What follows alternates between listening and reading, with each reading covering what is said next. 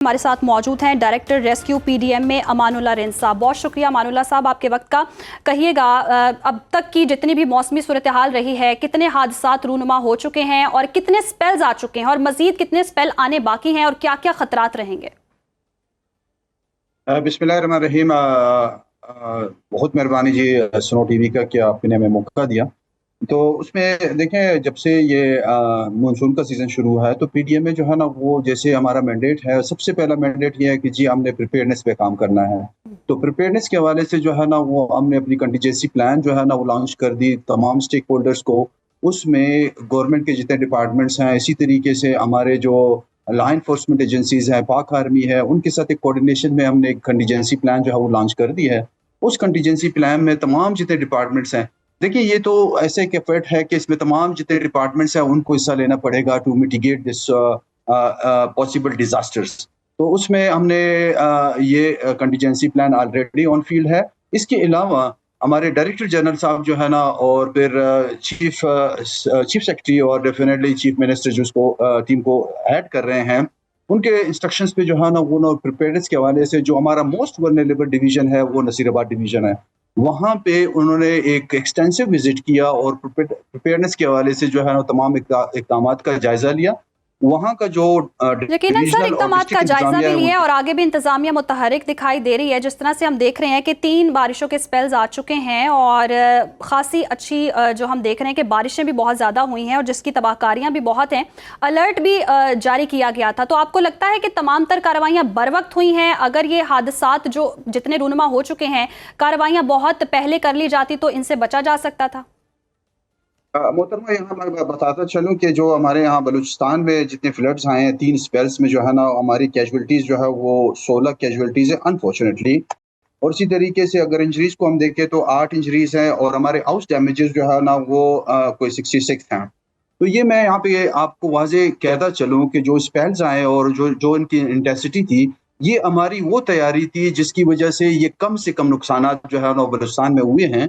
और आपको ये पता है कि जो हमारे वल्नरेबल डिस्ट्रिक्ट्स हैं वो मोस्टली नसीराबाद डिवीजन में है, तो वहाँ पे ये प्रिपेयर्डनेस का जो सिलसिला है और वहाँ पे जो मिटिगेटिव एफर्ट्स हैं, देखिए डिजास्टर को आप अगर आपने मिनिमाइज करना है तो उसके लिए पूरे साल जो है ना आपने काम करना है। तो ये पीडीएम में बलूचिस्तान जो है वो मुख्तलिफ डिपार्टमेंट्स के साथ यहाँ पे ड्रिल एक्सरसाइजेज, मॉक एक्सरसाइजेज, इसी तरीके से देखिए जो फर्स्ट रिस्पॉन्डर है, इफेक्टिव है, वो है कम्युनिटी। तो कम्युनिटी को भी जो हमने बर वक्त जो है इन्फॉर्मेशन दी कि किस तरीके से जो है ना वो उनसे बचा जा सकता है। देखिए डिजास्टर से तो आना है, लेकिन बचाव के तरीके तो फिर उसमें कम से कम डैमेजेस। तो हमें जो इस वक्त रिफ्लेक्शन आ रही है वो कम से कम डैमेजेस की आ रही है। इसके साथ हमने ये कोशिश की कि जी जो कम्युनिटी है उसको किस किस हद तक इन्वॉल्व किया जा सकता है, उस तरीके से हमने किया। और जो हमारा फर्स्ट अगेन ओके एक बहुत बड़ा जो स्टेक होल्डर है वो है डीडीएमए यानी district disaster management authority. District disaster management authority इस वक्त भरपूर तरीके से जो है ना हमने उनको एक बहुत बड़ा स्टेप ये उठाया पीडीएम में बलूचिस्तान ने कि जी prepositioning of relief items तमाम डिस्ट्रिक्ट्स में, जो मोस्ट वल्नरेबल डिस्ट्रिक्ट्स और बाकी डिस्ट्रिक्ट्स है उसमें हमने 300 हाउस होल्ड का पहले से प्री पोजीशनिंग जो है ना रिलीफ आइटम्स कर दिए हैं। इसी तरीके से अगर on the basis of, because जब ये पूरा कंटीजेंसी प्लान बन रहा था, जो जितनी मशीनरी जो है वो डिस्ट्रिक्ट्स में अवेलेबल है उनको ऑन रोड करना और उनको फंक्शनलाइज करना, ये भी पीडीएमए ने जो है ना भरपूर कोऑर्डिनेशन के जरिए जो है वो डीडीएमएस के साथ किया है। भरपूर कोऑर्डिनेट किया है और डिस्ट्रिक्ट डिजास्टर मैनेजमेंट अथॉरिटीज भी बहुत अच्छा काम कर रही हैं और इंतजामिया मुतहरिक दिखाई दे रही है। अमानुल्लाह रिंद साहब हमारे साथ मौजूद थे, आपके वक्त का शुक्रिया। अब कुछ बात करते हैं जी पाकिस्तान में माहौलियाती तब्दीलियों की। गुज़श्ता चंद बरसों में पाकिस्तान में मानसून बारिशों का निज़ाम शदीद मुतासिर हुआ है। ग्लोबल वार्मिंग की वजह से फ़ज़ा में नमी का तनासुब बढ़ चुका है जो शदीद बारिशों का बाइस बन रहा है। 2022 में भी पाकिस्तान को गैर मामूली मानसून बारिशों का सामना करना पड़ा था। महकमा मौसमियात के मुताबिक रवां साल पाकिस्तान में मामूल से 80% जायद बारिशें रिकॉर्ड की गई हैं। कश्मीर में 22, बलूचिस्तान में 142 और गिलगित बल्तिस्तान में 55% जायद बारिशें हो चुकी हैं। और आने वाले वक्तों में मौसम कैसा रहेगा, क्या क्या मौसमियाती तब्दीलियां होंगी, इस पर बात करेंगे। माहिर माहौलियात मरियम शबीर साहिबा ने हमें ज्वाइन किया। मरियम साहिबा, बहुत शुक्रिया आपके वक्त का। कहिएगा, जिस तरह से बारिशें हो रही हैं और मुसलसल बारिशें हो रही हैं, मूसलाधार बारिशों का सिलसिला जारी है, जिसकी तबाहकारियां भी बहुत ज़्यादा हम देख रहे हैं, तो आने वाले दिनों में आप कैसा मौसम देख रही हैं, क्या क्या मौसमियाती तब्दीलियां होंगी, क्या क्या खदशात हैं और उनसे बचने के लिए हमें क्या करना चाहिए? जी ये सवाल क्या करना चाहिए इट सेल्फ बहुत बड़ा क्वेश्चन है, लेकिन आई ट्राई टू समराइज। जो मौसमियाती तब्दीलियां या क्लाइमेट चेंज जिसको हम बोलते हैं, वो बेसिकली ग्लोबल वार्मिंग की वजह से आप देख रहे हैं कि पाकिस्तान में हर साल हीट वेव्स आपकी आती हैं। ना सिर्फ पाकिस्तान, पूरी दुनिया में है, लेकिन पाकिस्तान जो है वो टॉप मोस्ट कंट्री है जब वल्नरेबिलिटी की बात आती है, क्योंकि हमारे पास रिसोर्सेज की कमी है, टेक्निकल कैपेसिटी की कमी है और सबसे ज़्यादा फंडिंग की कमी है। तो आप देखें कि हीट वेव्स आपकी बहुत इंटेंस और प्रोलॉन्ग हो रही हैं और आगे भी यही होगा। आपका जो बाहर का मौसम है वो ना होने के बराबर जो है वो इस साल भी आपने देखा कि नहीं था, आगे भी ऐसे ही होगा। एक्सट्रीम क्लाइमेट इवेंट्स जैसे यालाबारी, थंडर स्टॉर्म, आपके जो क्लाउड बर्स्ट जैसे फिनोमेना, ग्लेशियर मेल्टिंग, ये होंगे। फ्लडिंग आपकी मोर इंटेंस होगी, ज़्यादा बढ़ेगी। इसके अलावा आप देखें कि ग्लेशियर मेल्टिंग जो है वो बहुत तेज़ी से होगी। तो फिर इसके जो इम्पैक्ट हैं मेजर क्लाइमेट चेंज, इसके ड्राउट सिचुएशन आपकी मजीद एक्सरबेट होगी सिंध साइड पे। सी लेवल राइज आपका कराची की तरफ ऑलरेडी बढ़ रहा है और आगे मजीद बढ़ेगा ग्लोबल वार्मिंग की वजह से।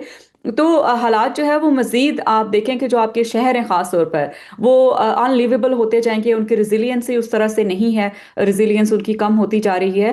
तो इंटेंस और एक्सट्रीम किस्म के क्लाइमेट इवेंट्स आपको ज़्यादा देखने को मिलेंगे। अब क्या करने की ज़रूरत है, जो आपका सवाल था, ये कॉम्बिनेशन है इंटरनेशनल कम्युनिटी, पाकिस्तान की गवर्नमेंट्स और इंडिविजुअल लेवल जो एज अ सोसाइटी हम क्या कर सकते हैं। मल्टी लेयर किस्म के चीज़ें जो हम कर सकते हैं, स्टार्टिंग फ्रॉम गवर्नमेंट। अगर आप देखें तो गवर्नमेंट को सबसे पहले जो हमारे इंस्टीट्यूशंस हैं उनके गोल्स बिल्कुल भी अलाइन नहीं है। क्लाइमेट चेंज मिनिस्ट्री एक अलग डायरेक्शन में जा रही होती है, पेट्रोलियम उसके अगेंस्ट जा रही होती है, एनर्जी कहीं और जा रही होती है। तो सबसे पहले तो ये है कि आप देखें क्लाइमेट चेंज का इम्पैक्ट क्रॉस सेक्टोरल है, आपके फूड के ऊपर है, हेल्थ मिनिस्ट्री से रिलेटेड है, आपकी पेट्रोलियम, एनर्जी, हर प्लानिंग डिपार्टमेंट, हर एक से रिलेटेड आपकी जो है वो क्लाइमेट चेंज का इम्पैक्ट है। तो सबसे पहले इन मिनिस्ट्रीज को जो है वो क्लाइमेट चेंज के इम्पैक्ट्स जो हैं उनको इनकॉर्पोरेट करना पड़ेगा अपने मैनिफेस्टोज में, अपने गोल्स और टारगेट्स में। जो भी नई गवर्नमेंट आती है हमेशा से वो करती है, तो उस पर काम करने की ज़रूरत है। इसके अलावा प्लान ऑफ एक्शन होना चाहिए। आप देखिए कि इतने सालों से हमारे पास सैलाब आ रहे हैं, इतने सालों से हमारे पास हीट वेव्स आ रही हैं,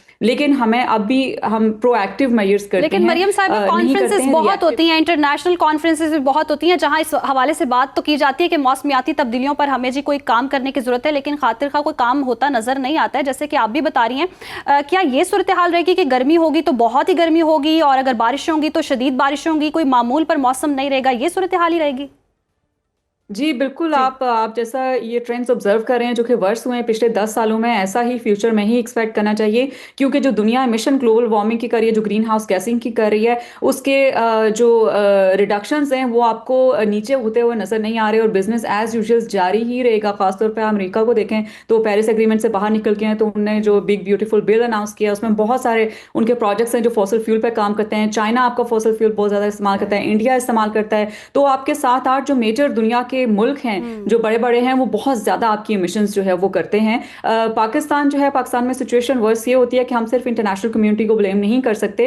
हम जो रिस्पॉन्स है एक डिजास्टर को किस तरह से देखते हैं वो हमारा बहुत ही ख़राब है और हमने कई सालों से इससे कुछ भी नहीं सीखा है। आप देखें 2022 के फ्लड्स थे, 2010, 12, 15, 23 में भी इवन फ्लडिंग थी। तो हम इससे सीख नहीं रहे हैं। हमारे इंस्टीट्यूशंस जो है वो रिएक्टिव मेजर्स करते हैं, यानी कि सैलाब आ गया तो अब हम क्या करें। सैलाब से पहले आपके पास रिसर्च है, आपके पास डेटा है, आपको पता होता है, आपके इदारे आपको बताते हैं, रिसर्चर्स बताते हैं, यूनिवर्सिटीज बताती हैं कि सैलाब आएगा, इंटरनेशनल रिसर्चर्स होती हैं, पता होता है हीट वेव्स आएंगी, लेकिन हमारे इंस्टीट्यूशंस बिल्कुल दुरुस्त फरमाया मरियम साहिबा आपने कि यहाँ पर इदारे तभी मुतहरिक होते हैं जब कोई सिचुएशन हो जाती है, कोई हादसा रूनुमा हो जाता है, जब कोई वाकया दरपेश हो जाता है तो इंतजाम होती है। हालांकि सैलाब से पहले, बारिशों से पहले काम करने की ज़रूरत है, पॉलिसी बनाने की ज़रूरत है। इंटरनेशनली हम कॉन्फ्रेंसेस तो करते हैं, बात तो करते हैं मौसमियाती तब्दीली के हवाले से, लेकिन प्लान ऑफ एक्शन हुकूमत के पास नहीं है, जबकि दीगर तरक्याती ममालिक जो हैं वो इस पर काम कर रहे हैं और आगे बढ़ रहे हैं। लेकिन पाकिस्तान की सूरत हाल जूं की तूं है और आई होप कि इस पर काम हो, मौसमियाती तब्दीलियों पर काम हो, क्योंकि आने वाले वक्तों में काफ़ी खतरात इस पर दिखाई दे रहे हैं।